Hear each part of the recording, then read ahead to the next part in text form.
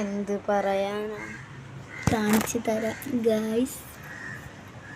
ദേ ഇതിൻ്റെ അവസ്ഥ ഇപ്പം ദേ കണ്ട കണ്ട ഇങ്ങനത്തെ ഒരു അവസ്ഥയിൽ ഇത് മാറിയിട്ടുണ്ട്. ഞാൻ ദേ ഒരു ഡോണറ്റിൻ്റെ പ്ലേറ്റ് ഇവിടെ കിടന്ന് ഡോണറ്റ് കേക്കിൻ്റെ അതൊക്കെ ഞാൻ യൂട്യൂബ് വീഡിയോയിൽ സ്ട്രോബെറി അൺബോക്സിങ് ഇട്ടിട്ടുണ്ട്. ഇത് ഏതിൻ്റെയാണെന്നൊന്നും എനിക്കറിഞ്ഞൂടാ. എങ്കിൽ ഇതിലിട്ട് നമ്മൾ മിക്സ് ചെയ്യണേ.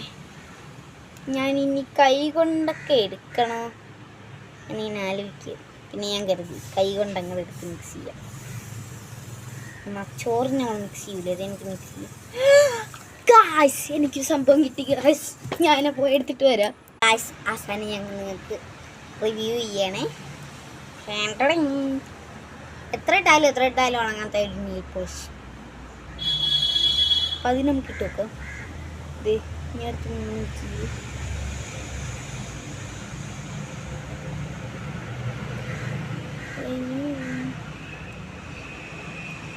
ഇതൊക്കെ എൻ്റെ ഒരു വികൃതിയായിട്ട് കാണാവുള്ളൂ. 9 വയസ്സുള്ള കുട്ടി എക്സ്പെരിമെൻ്റ് ചെയ്യുന്നു, അത് മനസ്സിലായി. അത്ര എഴുതിയാൽ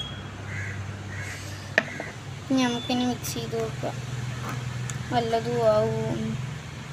അതിനൊരു ബുദ്ധി ഇരുന്നതോടെ ഞാൻ എൻ്റെ മേലോട്ടങ്ങ് ഇട്ടു.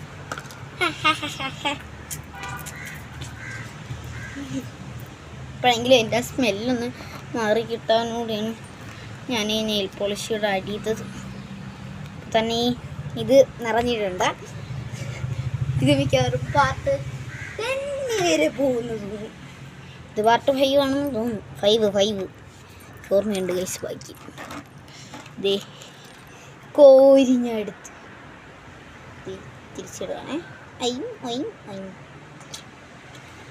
നമ്മൾ ഇപ്പോൾ എന്ത് ചെയ്യും? ഗൈസ്, എൻ്റെ ഒരു വേറൊരു സ്ഥലം കിട്ടി. ഇത്തിരി വെള്ളം അടി നോക്കാൻ വേണ്ടി വെള്ളം അടിയാ നോക്കുന്നുണ്ട്. ആ വെള്ളം അടി ഗൈസ്. ഇനി നമുക്ക് കാണിക്കാം ഗൈസ്. മുഞ്ചി ബൈ.